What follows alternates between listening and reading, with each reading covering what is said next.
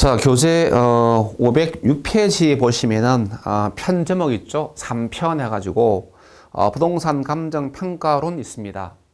자, 이 부동산 감정 평가론은 상당한 그 양을 차지하고 또 특히 제2장 감정 평가 3방식 있죠. 거기 보시면 이제 그 평가 3방식이다라고 하는 부분이 부동산 학개론 전체에 걸쳐서 가장 어려운 파트가 됩니다.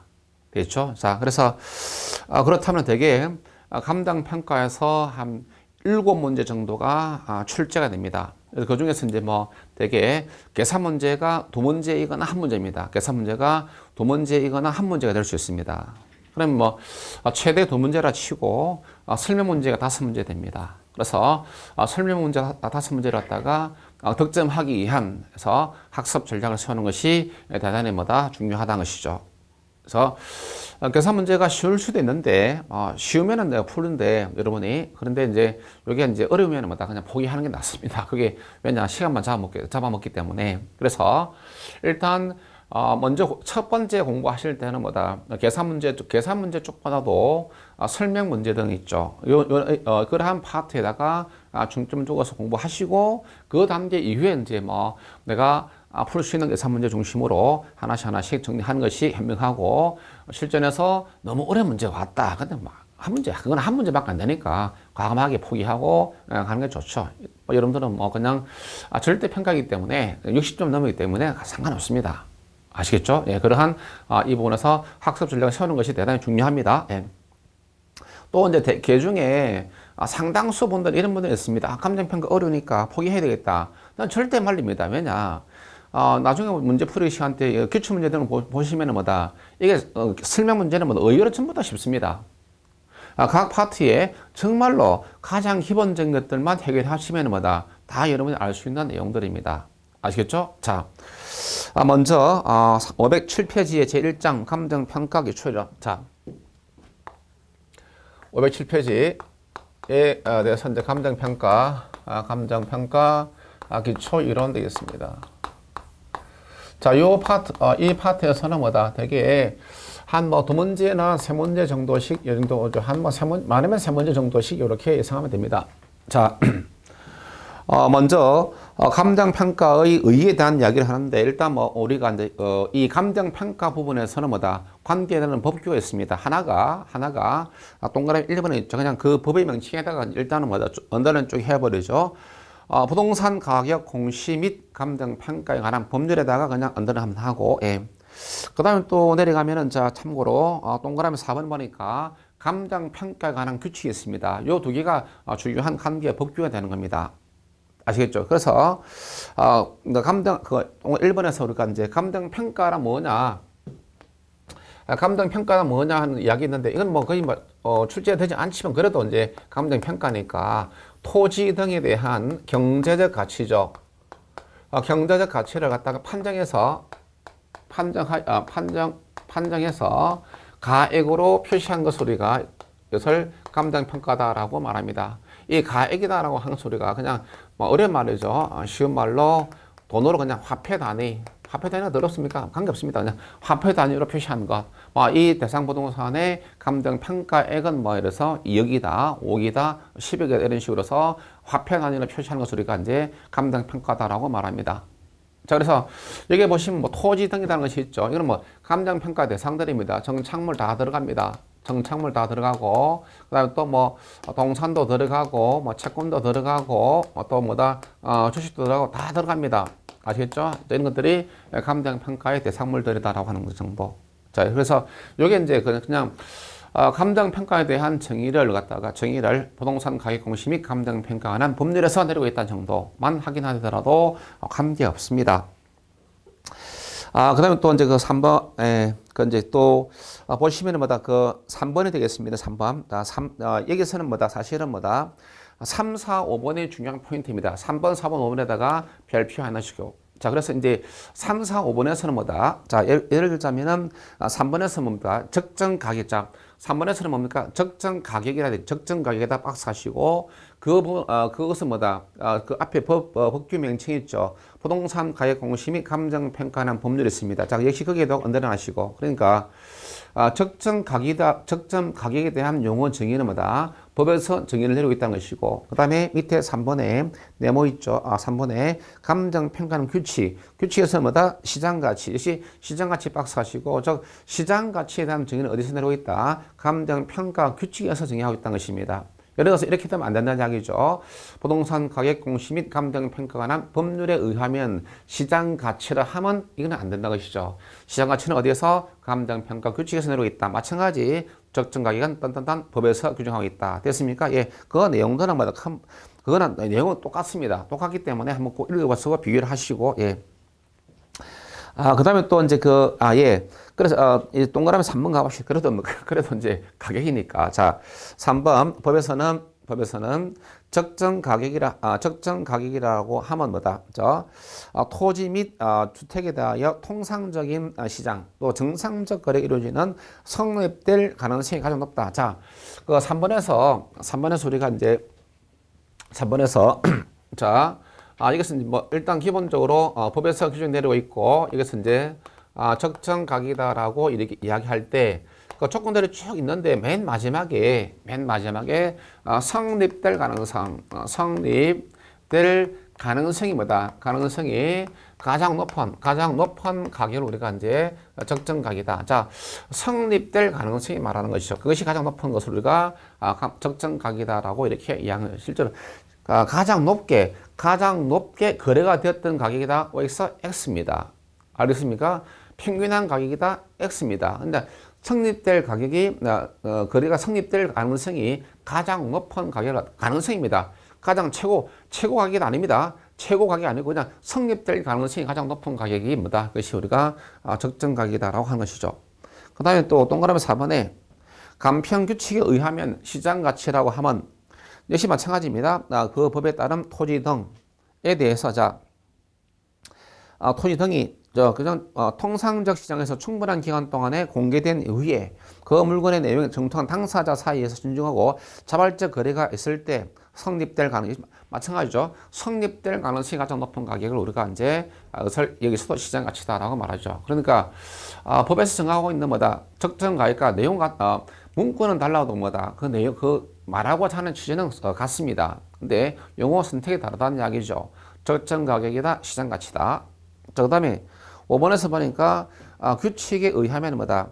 대상물에 대한 감정 평가가 뭐다? 무엇을 기준한다? 예, 시장 가치를 기준으로 한다라고 됩니다. 아시겠습니까? 원칙은 뭐다? 시장 가치입니다. 자, 그것도 중요하죠. 자, 적정 가격 원칙에 하면 안 되겠죠. 시장 가치 원칙은 시장 가치 기준으로 한다라고 하십니다. 그래서 3번, 4번, 5번이 중요한 겁니다. 그렇게 하셔보시고.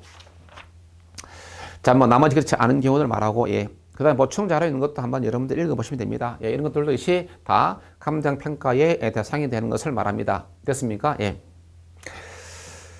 자, 그 다음에 이제 부동산 감정 평가의 필요성이죠. 필요성. 자, 그 필요성에서 필요성. 예. 그 필요성에서 정의하고 있는 것은 뭐다? 때 죄송합니다. 예. 자, 첫 번째, 합리적이지 못한 부동산 시장 때문입니다. 자, 우리가 이제 예를 들어서 뭐 이때 이 칠판 주기가 1,000원짜리다. 그러면 서울시에서 1,000원 합니다. 그러면 뭐다?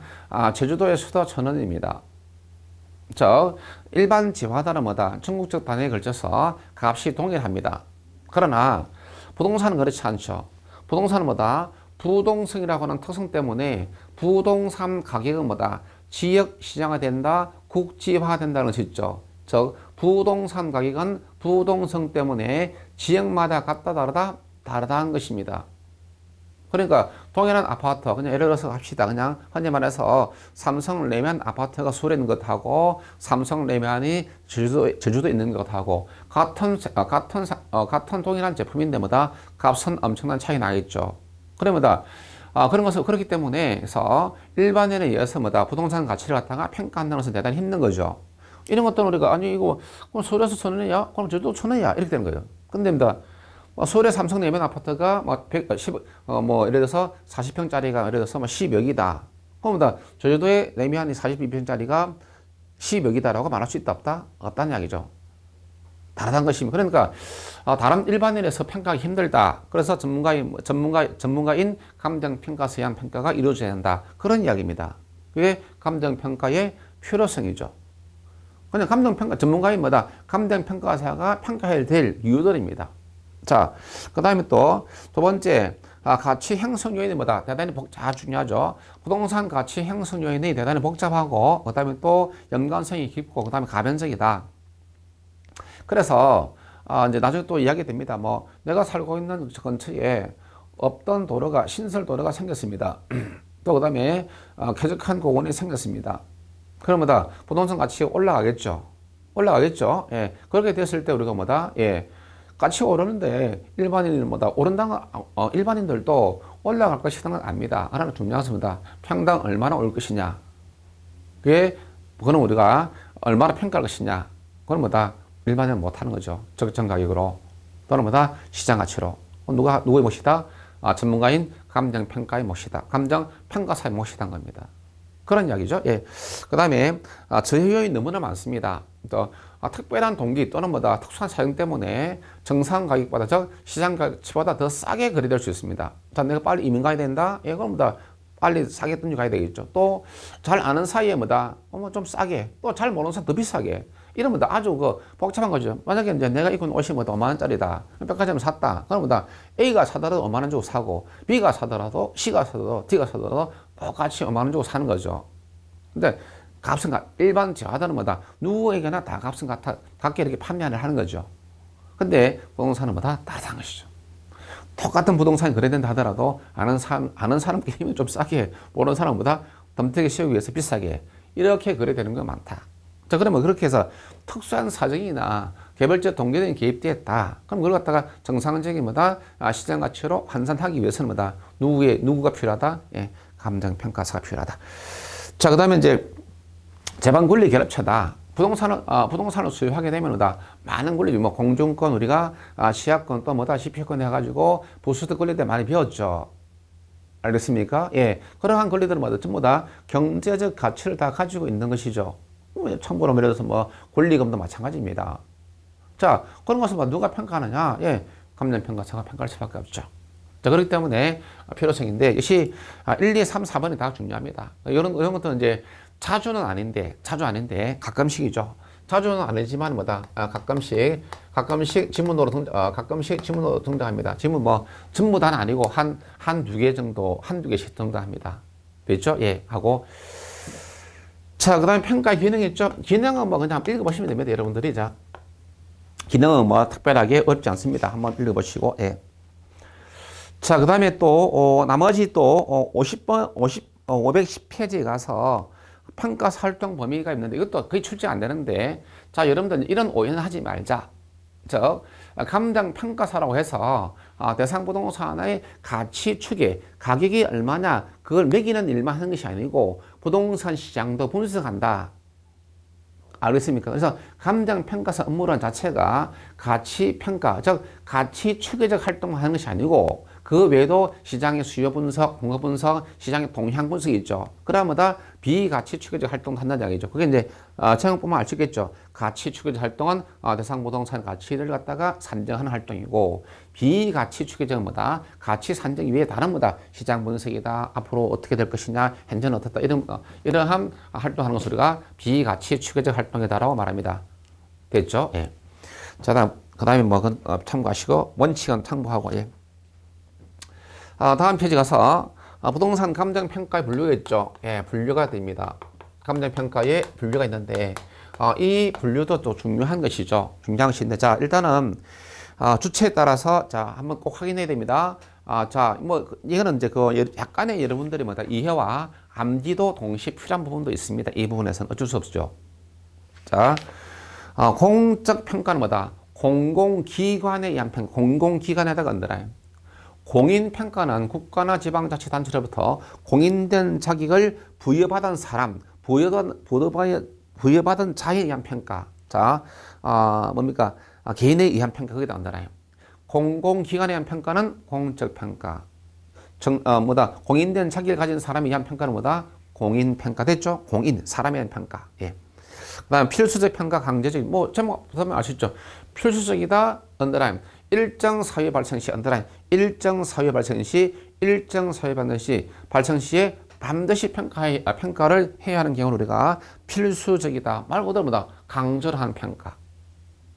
저 밑에 예들 있죠. 예. 토지 수용 시, 해외 매수 시, 법원의 경매 평가 등 되겠습니다. 임의적 평가 있죠. 임의적 평가 반드시 해야 할 이유는 없습니다. 그러나 이해 당사자의 그야말로 임의 의사에 따라서 평가하는 경우죠. 자, A라는 사람이 뭐다? 자, A라는 사람이 뭐다? 이때 자 여기에 뭐 여러분들이 뭐다? A가 A 소유가 있고 그다음에 이제 뭐 A와 B 소유가 있다. B가 이제 뭐 매수자 입장이다라고 한다. 근데 만약에 이제 이때 A가 뭐다? 뭐 A는 뭐 100억 달러. 아이 너무 비싸다. 이거 뭐 80억이면 충분하다. 이렇게 이제 서로 값이 일치되지 않습니다. 예를 들었습니다. 뭐 가격에서 서로 차이가 크죠. 이렇게 됐을 때 A와 B가 합의합니다. 좋다. 그러면은 우리가 이거 감당 평가사에게 맡겨놓고 다른 제3자 전문가 맡기고 그 사람이 평가한 가치로 거래하자. 이렇게 되는 거죠. 그냥 임의의사, 이해 당사자의 임의의사에 따라서 하는 거. 반드시 해야 할 필요 없습니다. 만약에 우리가 뭐 이 건물이 뭐다 경매로 들어갔다. 경매는 뭐다 반드시 해야 되겠죠. 이건 뭐다 필수적 평가이며 또 나중에 법에서 정하고 있습니다. 법정 평가에 해당됩니다. 아시겠죠? 예, 그런 이야기입니다. 자, 밑에 가서 이제 평가 목적, 공익 평가, 사익 평가 뭐 뻔하겠죠. 공익 목적, 사익 목적. 자, 그다음에 512페이지 가서 법정 평가라고 있습니다. 법정 평가. 자, 법정 평가 있는데 자. 역시 언더라인 되겠습니다. 두 번째 줄이죠. 법규에서 정한 대로 행하는 평가를 법정 평가다라고 말한다. 쭉 언더라인이죠. 법에서 정한 대로 하는 것을 우리가 법정 평가다라고 이렇게 말합니다. 됐습니까? 예, 하고 예. 자, 그래서 이제 필수적 평가 따라서 뭐다? 따라서 필수적 평가 따라서 그 법정 평가 옆에다 하나 적어 놓습니다. 필수적 평가는 대부분 법정 평가이다. 됐죠? 예. 그래서 필수 평가 대부분 법정 평가에 해당됩니다. 자, 그 다음에 밑에 가서 단독 평가 합의제. 단독은 뭐다? 감정 평가에서 1인한 평가. 그 다음에 또 합의제는 뭐 여러 2인 이상이죠. 장들 뭐. 자, 보시고 그 다음에 참모와 수시 평가. 참모 평가는 뭡니까? 자, 일반인을 위한 서비스가 아니고 자신의 고용 기관을 위한 평가를 우리가 참모 평가. 예를 들어서 이런 것이죠. 국민은행에 소속된 감정평가사 갑이 국민은행의 시세죠. 부동산 시세를 위해서 평가를 할 때마다 그것이 뭐다? 예. 국민은행 소속 기관을 위한 평가죠. 또 소속 고용주를 위한 평가 되겠죠. 그런 것을 우리가 말한다. 참모 평가. 그 다음에 수시적 평가는 뭐다? 고도의 전문적 지식을 가지고 있는 사람들에 의해서 그냥 일시적으로 하는 평가를 우리가 이제 수시적이다. 알겠습니까? 그래서 부동산에 관한 전문적 지식이 아주 깊은 사람들로 구성된 사람들에 의해서 이루어지는 일시적인 감정 평가. 아시겠죠? 그래서 수시적이다. 그 다음에 또 우리가 또 참모다 할 때 구분해야 됩니다. 예. 자, 그 다음에 또 기출 수준상의 분류가 되겠는데 1차 수준의 평가, 2차 수준의 평가, 3차 수준의 평가 있습니다. 자, 1차 수준은 뭐다? 일반인에 의한 평가를 1차 수준. 가장 전문성이 낮습니다. 2차 수준은 뭐다? 부동산 관련 전문가인데 본인의 업무가 아닌 것을 평가를 하는 경우입니다. 예를 들어서 공인중개사가 뭐다? 공인중개사가 감정평가 활동하는 경우, 또 세무공무원보다 감정평가하는 경우가 2차 수준의 활동이다. 그 다음에 3차 수준의 평가다라고 하는 것은 뭐다? 이것이 전문가인 감정평가사에 의한 감정평가를 우리가 3차 수준의 감정평가다라고 말합니다. 따라서 전문성이 뭐다? 가장 높은 것이 뭐겠습니까? 이것이 3차 수준의 감정평가 되겠죠. 그 정도만 하면 됩니다. 됐죠? 예. 자, 그 다음에 또 평가 조건에 의한 분류가 있죠. 평가 조건. 자, 지금부터 하는 이야기가 아주 중요합니다. 자, 지금 여기에 우리가 평가 조건에 따른 분류하고 그 다음에 514페이지에 감정평가 규칙상의 평가 있죠. 자, 이 내용들이 1장에서 가장 중요하죠. 일정에서 가장 중요한 것을 지금 합니다. 예. 자, 먼저 평가 조건에 따른 분류가 있는데, 자, 일단은 뭐다? 제목, 현황 평가 박스, 조건부 평가 박스, 수급 평가 박스, 기한부 평가 언더라인. 자, 이제 읽습니다. 현황 평가, 대상 물건의 상태, 구조, 이용 방법, 쭉 언더라인 전부다. 제한 물건의 부착, 환경, 뭐 여러 가지 뭐다. 현재 중요한 키워드가 현재 상황 그대로 유지될 것 전제. 자, 현재 상황 그대로 유지될 것을 전제로 하는 평가를 우리가 현황 평가. 현재 상황을 그대로 반영해서 하는 평가를 우리가 현황 평가. 쉽죠? 예, 현재 상황을 그대로 유지가 된다, 존속된다는 전제에서 하는 평가를 우리가 현황 평가. 그 다음에 조건부는 뭐다? 자, 첫 번째 단어입니다. 확실합니까? 불확실합니까? 불확실한 상황. 확실하다, 불확실하다, 불확실한 상황. 이지만은 부동산 가치의 증감이 되는 새로운 사태가 발생했습니다. 그 새로운 사태가 이루어질 것을 전제한다. 즉, 성취될 것을 전제로 한다. 조건부를 한다는 이야기죠. 그래서 조건부 평가가 되는 겁니다. 됐습니까? 예. 불확실하지만은 이 상황이 뭐다? 이루어진다면은 얼마일까? 이게 뭐다? 조건부 평가. 자, 그 다음에 소급평가 역시 기억 언더라인이죠. 소급평가는 뭐다? 과거 어느 시점으로 거슬러 올라가서 하는 평가를 우리가 소급평가다라고 이렇게 이해합니다. 자, 평가의 기준 시점이죠. 기존 시점을 과거 어느 시점 하는 것이 우리가 소급하다, 과거로 거슬러 올라가다, 과거를 언급한다 이 말이겠죠. 그래서 이때 이제 동그라미 니은에 간편규칙에서는 뭐다? 기존 시점을 대상 물건의 가격 조사를 완전 일절한다라고 되어 있죠. 자, 그걸 갖다가 이제 줄 그어버리고, 그게 잘못된 겁니다. 예, 뭐 두 가지가 있는데, 일단은 뭐, 이거 봐시죠. 기존 시점이랑, 기존 시점은, 대상 물건이죠. 이렇게 적어 놓습니다. 기존 시점은 대상 물건의 감정 평가액을 결정하는 기준이 말 그대로 기준이 되는 날짜를 갖다가 날짜를 갖다가 우리가 기준 시점이다라고 말합니다. 자, 기준 시점은 뭐다? 대상 물건의 감정 평가액을 결정하는 기준이 되는 날짜를 우리가 기준 시점이다라고 말합니다. 됐습니까? 예, 이렇게 수정하시고, 예. 그 다음에 또 다음에 또 중요합니다. 다만 기준 시점이 미리 정해진 때에는 가격 조사가 가능한 경우에 하나여. 자, 중요한 것은 또 가격 조사가 가능한 경우에 하나여 그 시점을 기준 시점으로 정할 수 있다라고 해서 소급평가를 인정하고 있다는 것입니다. 자, 이렇게 될 수 있죠. 자, 오늘 현재 2016년도 3월 16일입니다. 자, 2010년도 3월 16일자 그냥 예를 들었습니다. 여기가 현재 및 현재. 자, 그래서 이때 이제 여기가 이때 2010년도 3월 16일자에 이 지역입니다. 이 지역을 갖다가 뭐 그냥 이렇게 합시다. 예, 재개발 지역으로 지정했다라고 이렇게 합시다. 그래서 일본보다 이때 뭐 수용도 하게 되고 또 뭐다? 보상금 지급해야 되겠죠. 그런 이야기입니다. 예. 그렇게 될 때 그럼 뭐다? 수용에 따른 토지 수용에 따른 뭐다? 보상금을 지급하기 위해서 뭐다? 보상금 산정 기준이 있겠죠. 그 기준은 뭐다? 현재 16년 기준으로 해주겠다. 2010년이다. 10년 기준이 아닙니다. 그러니까 여기가 현재고 이게 과거죠. 여기가 이것이 과거입니다. 과거 어느 시점인데 2010년 3월 16일다. 이 시점이 기존 시점이 되는 것을 우리가 어떤 평가를 한다. 이것을 소급 평가 이렇게 하는 거죠. 즉 소급 평가는 기존 시점을 미래 어느 시점이다. 과거 어느 시점이다. 과거 어느 시점을 말한다. 오케이? 그런데 이 보상은 지금 얘기했죠. 보상은 보상 시점은 현재 2016년입니다. 재개발된 데서니까 값이 좀 올랐겠죠. 그럼 보상할 때 값이 오른 상태로 보상한다. 오르기 전 상태 기준이다. 오르기 전 상태 기준이죠. 그러면은 2016년 현재에서 이 당시에 대한 가격 조사를 할 수 있어야 되겠죠.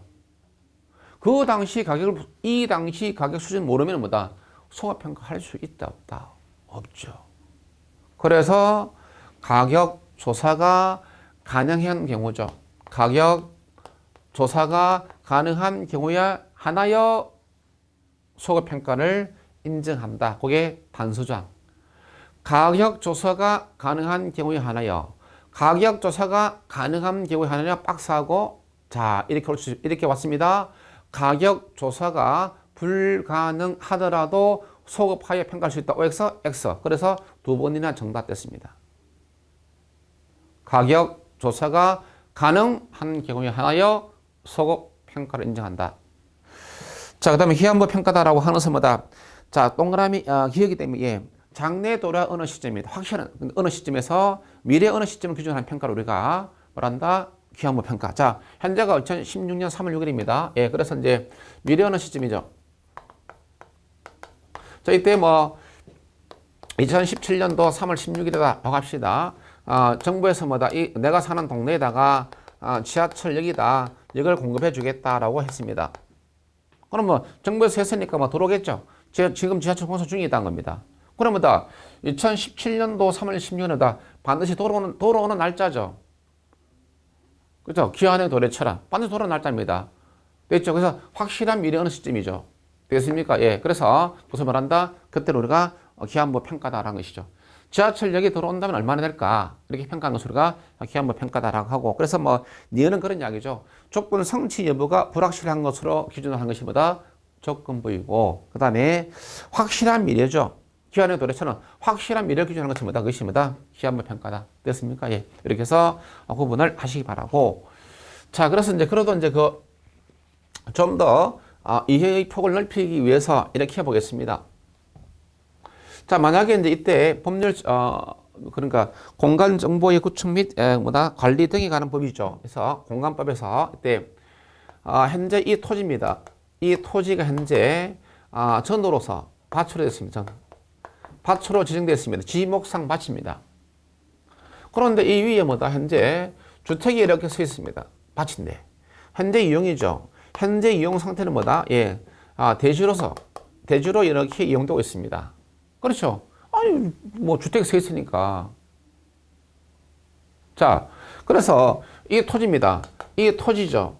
이 토지를 평가하는데, 자, 이 경우에 예, 대지로 평가할 수도 있고, 그 다음에 전어로 평가할 수도 있습니다. 자, 그래서 대지로 평가하는 경우 전어 평가. 자, 대지로 평가를 한다는 것은 뭡니까? 이것이 자, 대지로 평가할 때, 전어로 평가할 때, 자, 여기가 조건부냐 해당이냐, 조건부냐 해당평가냐, 해당평가냐, 조건평가냐, 해당평가냐, 조건평가냐, 그걸 여러분이 구분하면 됩니다. 자, 여러분들 답하기 전에 해당평가 교재 다시 한번 봅니다. 513페이지 위에 동그라미 1번 해당평가 뭐죠? 쭉쭉쭉 가다가 맨 마지막에 뭡니까? 현재 상황 그대로 유지죠. 현재 상황 유지. 현재 뭘로 이용하고 있습니까? 대주로 이용하고 있죠, 현재. 그럼 현재 대주로 이용하시니까 대주 그대로 평가하는 거죠. 그래서 뭡니까? 해당평가죠, 해당평가. 됐죠? 자, 그런데 전으로 평가했다. 이거 주택이 철거죠. 주택이 철거를 전제로 전으로 한다. 그럼 주택이 없어졌다. 없어졌으면 다시 전으로 돌아가겠죠. 주택 철거 가능하죠. 즉, 전으로 평가를 한다라고 하는 의미는 전 위에 서 있는 이 주택을 철거하겠다는 의미입니다. 실현 가능하죠. 이런 평가를 우리가 조건부 평가다라고 이렇게 내린다. 됐습니까? 예, 이게 중요한 포인트입니다. 소급평가하고 조건부하고 아시겠죠? 예. 자, 그 다음에 514페이지죠. 예. 감정평가 규칙상의 평가들입니다. 가장 중요한 거 별표 3개짜리입니다. 이거는 1장에서 가장 많이 축제되는 것이 바로 이 감정평가상의 규칙상의 평가들입니다. 가장 많이 출제되는 거 됐죠? 예. 가장 많이 오는 거. 무조건 해야 됩니다. 전부 다. 그 예까지, 모든 예까지, 모두 여러분들, 얘는 뭐다? 여러분들 암기하지 말고 이해로서 하는 게 가장 좋습니다. 충분히 가능하다. 자, 먼저, 대원칙은 뭐다? 대원칙은, 개별 평가가 대원칙입니다. 이것이 뭐다? 대원칙. 자, 감정평가는 뭐다? 감정평가는 대상 물건마다 개별적으로 하는 것이 뭐다? 원칙이다. 감정평가는 뭐다? 그냥 대상 물건마다 개별적으로 하는 것이 대원칙이다. 자, 그런데, 자, 봅니다. 부분평가 있고, 그 다음에 또 일괄평가 있고, 다음 페이지 구분평가 있죠. 먼저, 부분평가 봅니다. 부분평가, 됐죠? 예. 자, 동그라미 뭐다? 기억해 보시면 부분평가는 해가 쭉 내란 전체 물건 중 일부를 평가하는 경우 전체를 기준으로 평가하는 것을 말하며 전체 기준으로 일부를 평가하는 경우입니다. 즉, 일처로 이용되고 있는 대상 물건은 뭐다? 일부로 대상 물건 일부는 평가하지 않는 것이 원칙이다. 그러나 그 일부에서 뭐다? 언더라인 특수한 목적 또는 합리적 조건이 수반되는 경우에 그 일부에 대해서 평가할 수 있다. 그래서 우리가 부분평가, 특수한 목적, 합리적 조건이 수반된다면은 그 일부를 평가한다. 그래서 우리가 부분평가. 그래서 이제 밑에 동그라미보다 니엄, 디귿, 리얼, 미엄까지 전부 다 해야 됩니다. 다 지문으로 다 등장했던 내용들입니다. 다 할 수 있습니다. 예. 좀 이따 보시죠. 예. 그 다음에 3번. 일괄평가죠. 일괄평가. 예. 자, 일괄평가다라고 하는 것은 이 경우에 자, 역시 그 기억이죠. 예. 평가는 대상 물건마다 개별적으로 행하나 두 개 이상의 평가 대상 물건이 일체로 거래되거나 언더라인 상호 간에 용도상 불가문에 감겼을 때 일괄해서 평가할 수 있다. 원래 개별적으로 평가하는 것이 원칙이다. 그러나 일체로 거래되거나 용도상 불가문에 감겼을 때는 뭡니까? 일괄해서 전체를 기준으로 평가하라. 자, 그 다음에 다음 페이지 4번 구분평가 되겠습니다. 구분평가. 예. 자, 구분평가 역시 1번 언더라인. 한 개의 물건이라도 가치를 달리하는 부분은 구분하여 평가할 수 있다. 한 개의 물건이라도 가치를 달리하는 부분은 구분해서 평가한다. 그래서 우리가 이제 구분평가합니다. 자, 그래서 대원칙은 뭐다? 개별평가고 이런 것들은 뭐다? 예외입니다. 예외. 자, 이게 원칙 아닙니다. 개별평가가 대원칙이고 이러한 경우들에서는 뭐다? 예, 이것들이 예외다 한 것입니다. 되죠? 예. 자, 전체 중에서 일부는 평가하지 않습니다. 그러나 특수한 목적, 합리적 조건에 수반된다면 그 일부를 평가할 수 있다. 두 개 이상의 물건이, 대상 물건이 일체로 거래되거나 용도상 불가분을 감겼을 때, 그래서 일괄해서 평가할 수 있다. 한 개의 물건이라도 가치를 달리하는 부분은 구분하여 평가할 수 있다. 이것이 뭐다? 구분평가. 그 밑에는 얘들 있죠? 얘들 쫙쫙 다 해야 됩니다. 됐습니까? 자, 예를 들어 보겠습니다. 자, 여기에 토지가 있습니다. 이것이 현재 이렇게 돼서 건물이 이렇게 있습니다. 됐죠? 예. 토지 건물 일체로 연결되죠. 이른바 복합부동산이죠.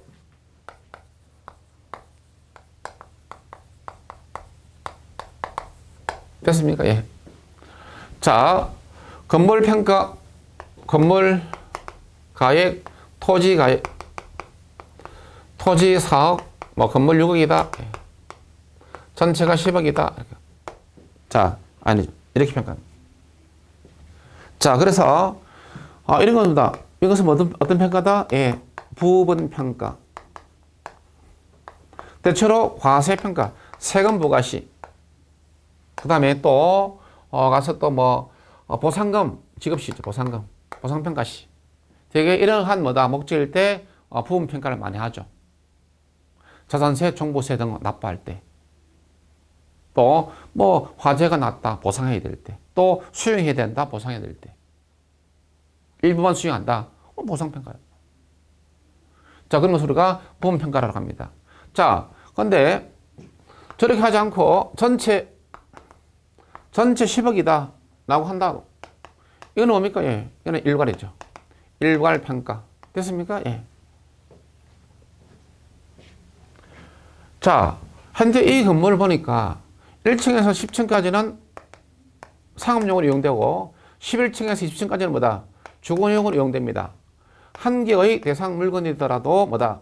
그래서 한 개의 물건이라도 가치가 다르겠죠. 그때는 뭐다? 예. 구분해서 평가한다. 됐죠? 구분평가. 자, 그래서 개별평가가 대원칙이지만은 이러한 경우에는 뭐다? 예외적으로 부분, 일괄, 구분하여 평가할 수 있다. 또 병합분할 평가, 병합분할 시 또 하나, 병합분할 평가, 합병 시, 분할 시, 토지 분할 시, 분할 시 뭐다? 평가 할 수 있습니다. 그것을 우리가 병합분할 평가. 됐죠? 예. 자, 그 다음에 교재 515페이지에 중간에 보충 자료 독립평가 있죠. 독립평가다라고 하는 것은 뭐다? 일본의 감정평가에서 이야기합니다. 하는데, 자, 이 경우 되겠습니다. 자, 이렇게 됐을 때, 자, 현재 여기에 건물이 이렇게 서 있습니다. 그러면 뭐다? 이 토지는 뭐다? 건부지죠. 건축물에 서 있는 부지입니다. 1편 1장 토지 분류에서 했습니다. 자, 그럼 이 건부지를, 자, 토지만 평가합니다. 토지만 평가하는 겁니다. 건물은 평가 아닙니다. 대상이. 근데 이 건부지를 갖다가 나지로 평가합니다. 나지로. 되겠죠? 이것을 말한다? 독립평가다 하는 것입니다. 토지를 건물로부터 독립해서 평가한다 것입니다. 그러니까 건물을 없애버리는 거죠. 건물의 철거 전제입니다. 근데 건물이 없어지니까 뭐다? 건부지가 나지 상태로 가는 거죠. 그래서 뭐다? 예, 일종의 조건부 평가이다, 현황 평가이다. 조건부죠. 그렇죠? 예, 일종의 조건부 평가다. 자, 일본의 감정평가에서 사용되고 있는 독립평가에 대한 개념, 건부지를 나지로 평가한다. 그래서 일종의 조건부 평가에 해당된다. 물론 우리나라의 법규에는 뭐다 없습니다. 그러나 실무적으로 독립평가 등이라고 하는 용어를 사용하기도 한다. 됐죠? 예. 그러면 일본 놈들이 참 일본 놈들 좋은 점이 있긴 있습니다. 내가 뭐 일본 싫어하지만은 자,